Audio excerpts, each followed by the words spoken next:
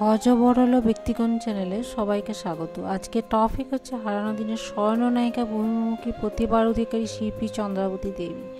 চন্দ্রাবতী দেবীর জন্ম 1909 সালে 9 অক্টোবর মুজফ্ফর শহরে। পিতা গঙ্গাপ্রসাদ শাহ মুজফ্ফরের জমিদার ও অনারারি ম্যাজিস্ট্রেট ছিলেন। স্কুল কলেজের শিক্ষা ছিল চন্দ্রাবতী দেবী কলকাতাতে। স্কুল জীবন কাটিয়েছেন ব্রহ্ম বালিকা বিদ্যালয়ে, কলেজ জীবন কাটিয়েছেন বেতন কলেজে। ব্রহ্ম বালিকা বিদ্যালয়ে পড়ার সময় রবীন্দ্রনাথ ঠাকুর তাকেও তার দিদি কঙ্কাবতী দেবীকে জোড়াসাঁকোয় ডেকে পাঠাতেন। বেতন কলেজে পড়ার সময় রবীন্দ্রনাথের উপস্থিতিতে দীনেন্দ্রনাথ ঠাকুরের কাছে তারা দুই বোন সঙ্গীত শিক্ষা করতেন। পরবর্তী সময়ে রবীন্দ্রনাথ তার অভিনয়ের প্রশংসা করেন। স্বয়ং শরৎচন্দ্রের স্নেহধন্যা ছিলেন তিনি। কঙ্কাবতী দেবীর স্বামী শিশির কুমার ভাদুরীর স্নেহধন্যা ছিলেন চন্দ্রাবতী দেবী। 1929 সালে তিনি অন্যতম প্রযোজক হিসেবে একটি ছবি তৈরি করেছিলেন। তার ছবিটির নাম ছিল পেয়ারি। নির্বাক ছবি ছিল। তিনি নায়িকার ভূমিকাতেও ছিলেন। বায়োস্কোপ পত্রিকার সম্পাদক ও মালিক বিমল পালের সঙ্গে চন্দ্রাবতী দেবী পার্টনারশিপে মুভি প্রডিউশন নামে যে সংস্থা গঠন করেছিলেন, সেই ব্যানারের ছবি ছিল পেয়ারি।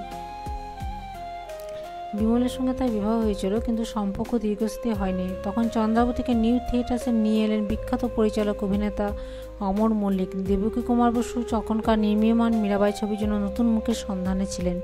নিউ থিয়েটার্সের কর্ণধার বীরেন্দ্রনাথ সরকার ও অমর মল্লিকের উৎসাহে চন্দ্রাবতীকে নির্বাচন করলেন দেবকী কুমার বসু মীরাবাই চরিত্রের জন্য। গানে এবং অভিনয়ে চরম সাফল্য পান চন্দ্রাবতী দেবী। তারপর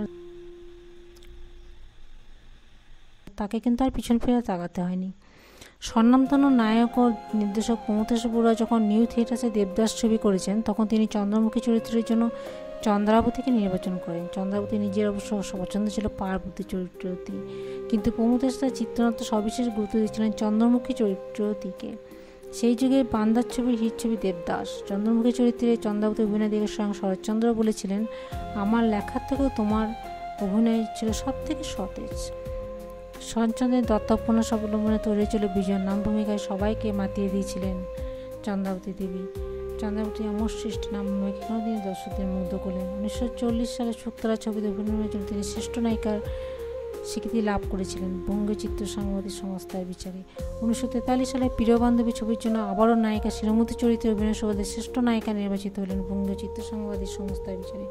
1945 সালে দুই পুরুষ ছবিতে বিমলা চরিত্রে অসাধারণ অভিনয়ের জন্য তিনি বিএফজি এর তরফ থেকে শ্রেষ্ঠ নায়িকা নির্বাচিত হন।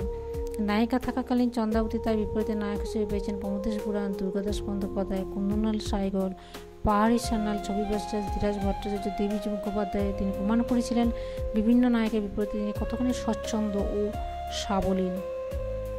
মীরাবাই চরম সাফল্যের জন্য বোম্বে থেকে তাকে আমন্ত্রণ আসে।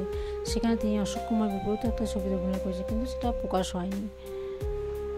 তিনি বিভিন্ন ছবিতে অভিনয় করেছিলেন, যেমন অমর মল্লিকের দুর্গসন্ধি, হেমচন্দ্র প্রতিশ্রুতি, মধু বসু শেষের কবিতা, আরও বিভিন্ন ছবিতে অভিনয় করেছিলেন। সত্যজিৎ রায়ের তাকে সাড়া দিয়ে তিনি অভিনয় করেছিলেন পরশপথের ছবিতে একটি মাটির দৃশ্যে। নায়িকা থাকতে থাকতে চরিত্র অভিনয়ের দিকে ঝুঁকে পড়েছিলেন চন্দ্রাবতী। ফলে বহু সুপারহিট ছবি তিনি অবশ্যই অভিনয় দর্শকদের মনে দাগ কেটে রেখেছে। দাপটের সঙ্গে তিনি পদ্মার বুকে বিরাজ করে গেছেন, জীবন্ত করে তুলেছিলেন প্রতিটি চরিত্রকে। অগ্নি পরীক্ষা ছবিতে নায়িকা তাপসীর অভিজাত মায়ের চরিত্র তিনি চন্দ্রাবতীর নাগরিকা মেয়ের বিয়ের পুতুল খেলাকেও মানতে পারেননি। চন্দ্রনাথ ছবিতে সুরজের হতভাগিনী মায়ের চরিত্রে তিনি অভিনয় করেছিলেন। চন্দ্রাবতী দেবী, কানন দেবী, মলিনা দেবী, ভারতী দেবী, সুনন্দা বন্দ্যোপাধ্যায় মিলে তৈরি করেছিলেন মহিলা সমিতি। চন্দ্রাবতী ছিলেন প্রেসিডেন্ট। দুস্থ মহিলা শিল্পীদের সাজাতে এটি গঠিত হয়েছিল। মহিলা শিল্পী মহিলার তরফ থেকে অভিনেতা ছিল ভূষণ কুমার, আলিবা প্রভৃতি নাটক। কিন্তু কানন দেবীর সঙ্গে চন্দ্রাবতী দেবীর মনোমালিন্যের জন্য এই শিল্পমহল বেশি দিন স্থায়িত্ব পায়নি। বাংলা ছবির প্রথম পরিচালক অবশ্যই চন্দ্রাবতী দেবী। ছবির নাম পেয়ারি। তিনি প্রথম একটি পত্রিকা প্রকাশ করেছিলেন, তার নাম ছিল বায়োস্কোপ। চন্দ্রাবতীর প্রথম প্রেক্ষাগৃহ মহিলা সত্ত্বাধিকারী সিনেমা হলের নাম হলো টকি শো হাউস। চন্দ্রাবতী দেবীর সাহায্যে সুপ্রিয়া দেবী প্রথম সুযোগ পান। নীরেন লাহিড়ী পরিচালিত নাগপাশ ছবিতে অভিনয় করেন। চন্দ্রাবতী দেবী বলেছি বলে তার অর্থ চক্রবর্তীও বটে। তিনি সেই চন্দ্রাবতী দেবী এই পৃথিবী মায়া ঘাটে চলে যান। 1992 সালে 29 এপ্রিল তিনি চলে গেছেন, কিন্তু রেখে গেছেন তার অভিনয়ের সময় অসংখ্য ছবি, যা বাংলা ছবির স্বর্ণযুগকে সমৃদ্ধ করেছে অনায়াসে।